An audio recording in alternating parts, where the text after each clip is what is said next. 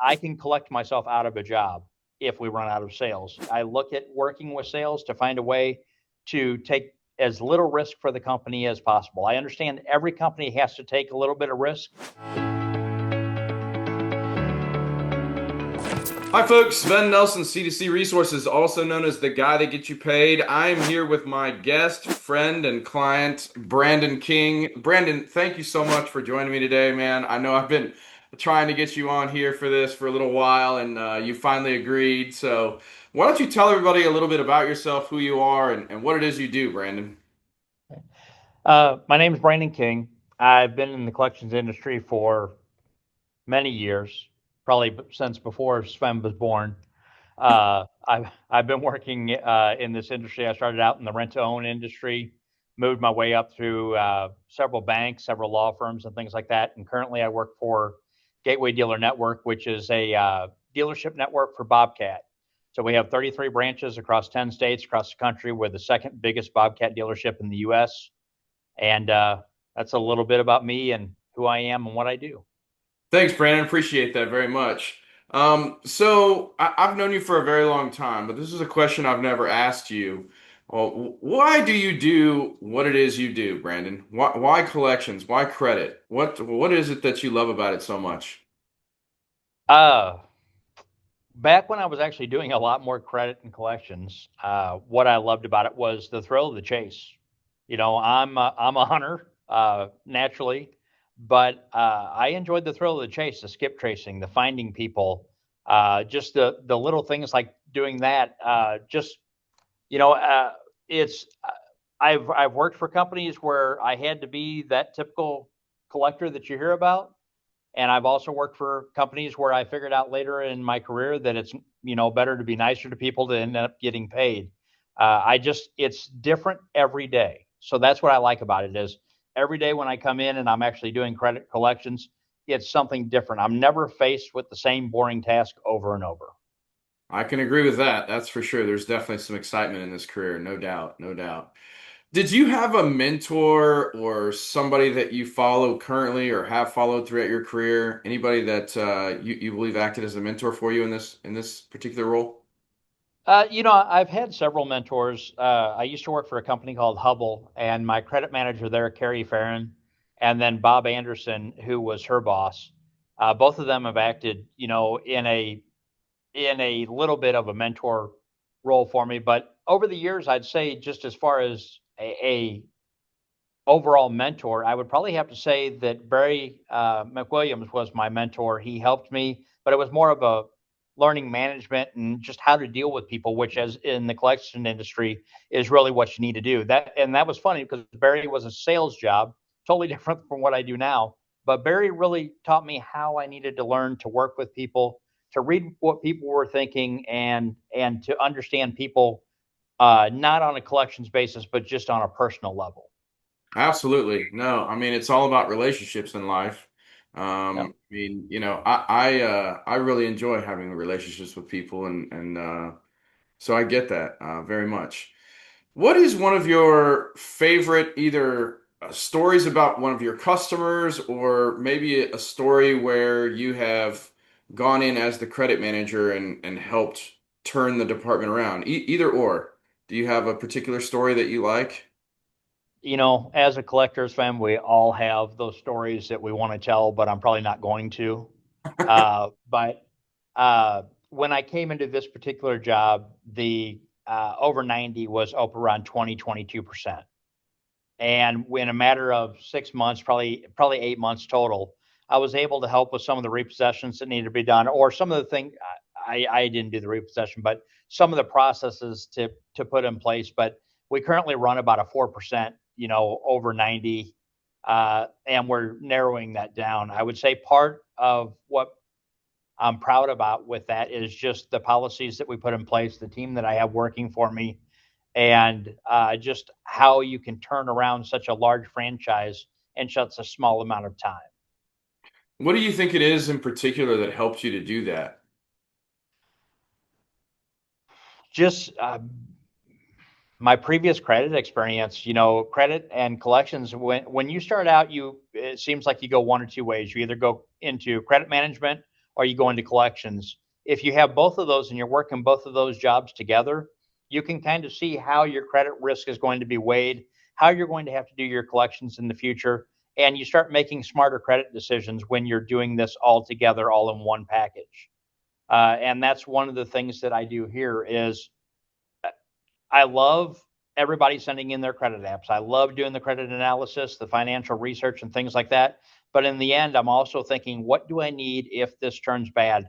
So I'm looking steps ahead to try and figure out what am I going to have to do if something goes bad here. So I make sure I get that information up front now, or try to the best of your ability.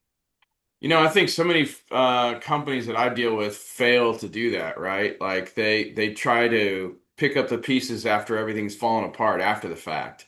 And I Yeah. think, what is that saying about an ounce of prevention?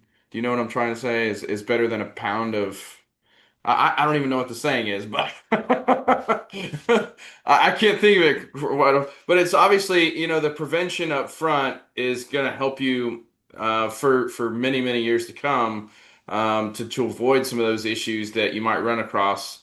As long as you're doing all of your due diligence up front, you're checking on these people and, not just taking what they say at face value and actually researching everything. It's going to help you out tremendously. And I agree with that very, very much. What do you think people misunderstand about your profession and what you do?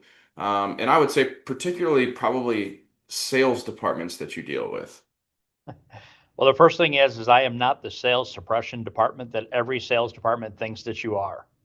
I'm here to make money just like everybody else is here to make money. My job is a little bit different, but what I tell my salespeople is my job is no different than yours. The difference is, I mean, it is different, but my job is really similar to what they do. They are selling a tangible item.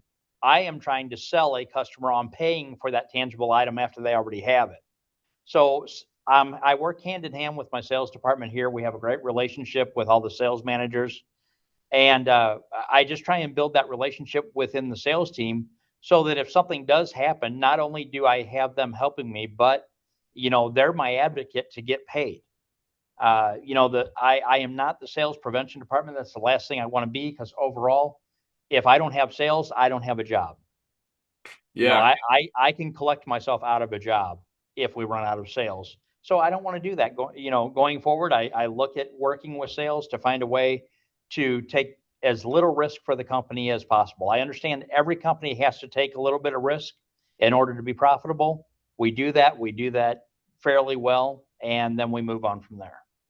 absolutely. Well said. Well said.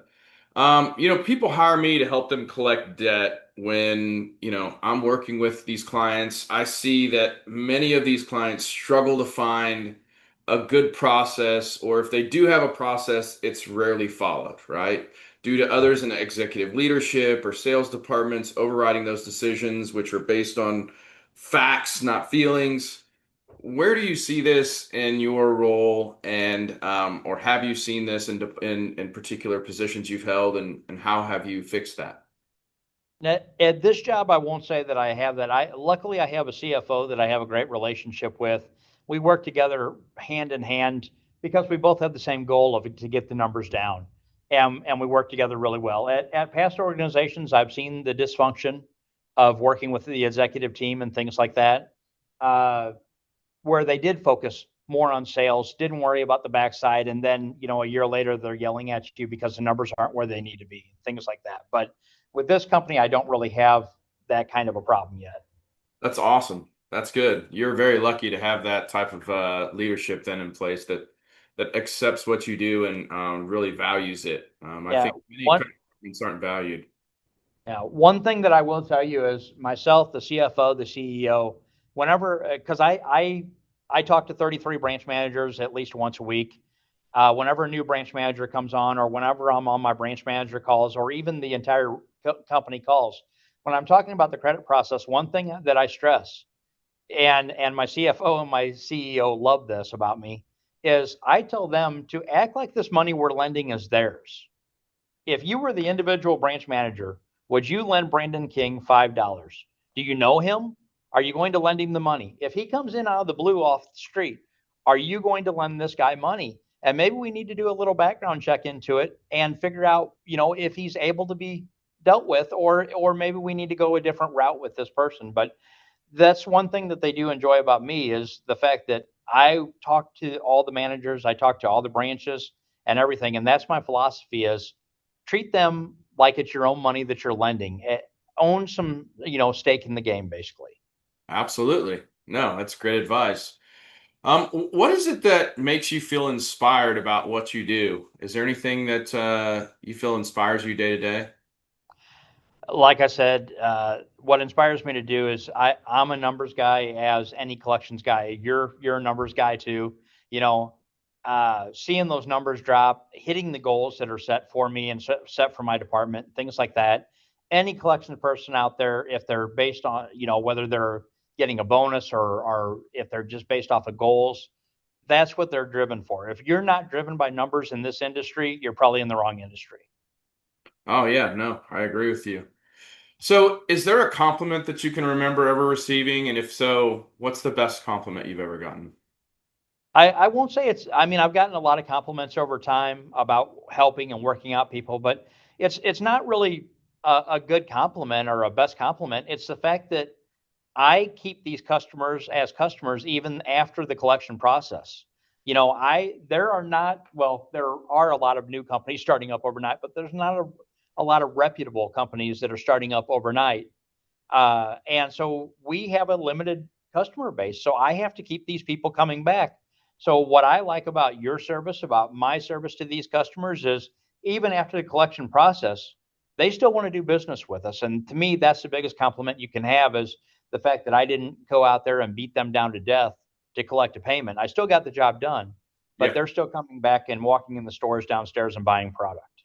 you attract a lot more flies with honey than you do with vinegar, right? Yes, sir. What's the best advice you ever received from somebody with regards to this business? It's just a cliche, but it's you know, my dad actually gave me the best advice I've ever heard, and it's treat everyone like they're important. So I don't care if he's the CFO of the company or the janitor of the company, you treat them the same. And I do that whenever I'm on the phone with customers is I treat them all like they're important. They have my purpose. They have my focus when I'm talking to them. Uh, you know, I'm sure everyone who's going to listen to this understands, but when I have someone on the phone and I'm talking to them, my email isn't important to me. My phone ringing isn't important to me. It's the person that I have on the phone. I give them my undivided attention because they are the person that I have in front of me that I'm trying to resolve their issue. Yeah, yeah. My old mentor used to tell me, "Love the one you're with." Like focus on the task at hand. So, Exactly. yeah, I think that's good advice for sure. So we talk a lot about successes in life, and everybody's always got that success story. I feel more importantly that people learn from their failures. I know I've failed umpteen million times in my life. Is there a particular time in your career that you really know that you screwed up, but you learned from it tremendously? Is there a time that you failed and in all actuality you got something from it? Well, I'm a collector, I'm a credit manager, I'm an accounting manager. There's many times that I failed. I mean, countless times that I failed, and I would just say it's a mixture of all those times together and learning from those experiences. I can't detail out something where I failed and I drew a lesson plan from it and I came back and recovered. That's a typical interview question that I ask people when they're in my office interviewing for a job. But I would say it's experience. It's just over the years you learn what works, what didn't work, and then you just move on from there and you build on that. Yeah, it's a good answer. It's a good answer. So, how do you think your significant other or your parents would describe what it is that you do for a living? Well, I'm lucky. My wife, I actually met her when I was working for US Bank. We were both collectors. She was what I call a low cycle collector. She was 1 to 30 days past due. Basically, I'm sorry, sir, did you forget to make your payment this month? I was in what they call 7 cycle, which is basically if you don't pay me now, you're going to go to our attorneys or a collections company. My wife knows exactly what I do. I really don't want to cuss on here, but she says I can be an a hole when I need to be, And she also knows that I can be the sweetest guy in the world when I want to accomplish a goal. My parents, on the other hand, say that I don't trust anyone, and and that's part of the caveat of this job is unfortunately you are only trusted after you build trust with me. Yeah. Uh, Maybe that's a bad way to build a relationship with people, but I mean, that's just like our relationship. Uh, you can call me 100 times, tell me you're going to collect for me and you're going to charge me a 19% or whatever you're going to charge. But until you actually do it and you actually prove you're the guy that gets me paid, I'm sorry, but I'm not going to use you.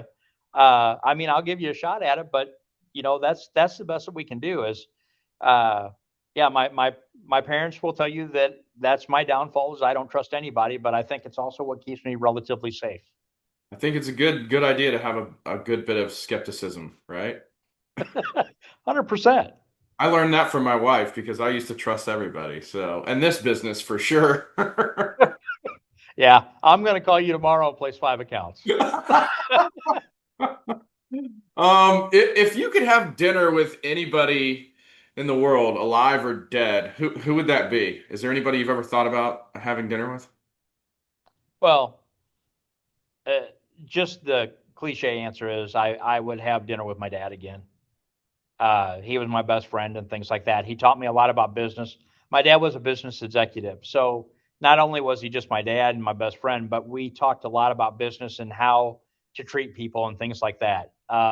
If I pick a historical figure, I'm going to pick Lincoln. You know, Okay. I would just pick Lincoln because I'm a history buff.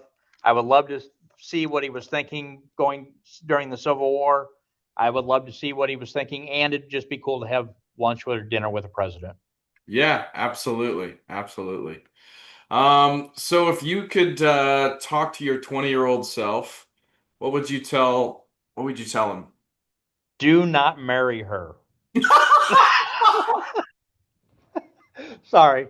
Uh, if I could talk to my 20-year-old self, I would focus more on my education, focus more on getting your life together, uh, save save as much money as you possibly can so you're not 54 years old and still working and doing interviews with collection companies, things like that.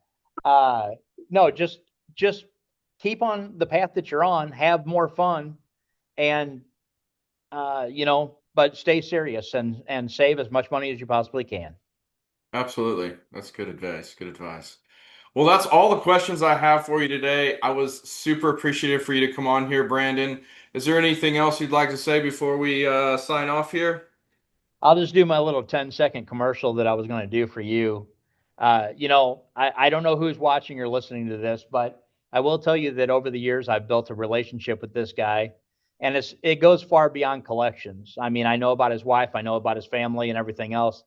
And as a credit manager or a credit professional, I get calls every day, just like I'm sure all of you do. And the thing that I do is I like to build a relationship with guys on who are on the other side of this call and try and talk. And I have a couple that I'm like this with. I don't care if you call me and you're going to promise me a 5% rate or you're going to do this. In the end, it all comes down to what you can do and the relationship that I build with you and the relationship you build with me. So everybody needs to go out and get themselves a Sven. So, that's what I have to say, and I hope they do. Man, Brandon, thank you so much for coming on here. Thank you for your kind words. As always, it's a pleasure to talk to you, Brandon. I really appreciate having you on board and working with you, and hopefully there's many more years to come. Oh, I'm sure there will be. I am not going anywhere. All right.